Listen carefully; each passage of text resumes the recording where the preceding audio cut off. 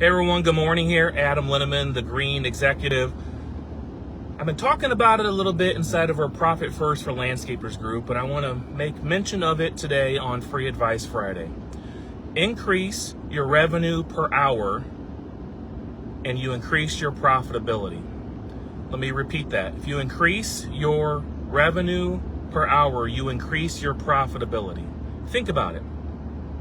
When you go and design a very simple spec home landscaping job for the front of the house, contractors trying to get the house sold, whatever it is, and you put in 1 gallon or 2 gallon size plants, okay, you're going to make profit off of those 1 or 2 gallon size plants. If you can sell the customer a 3 gallon plant or a 5 gallon plant and increase your revenue per hour, because ultimately you charge your materials, your equipment, your labor, everything, and all eventually comes up to a per hour, if you look at it that way, you increase your profitability.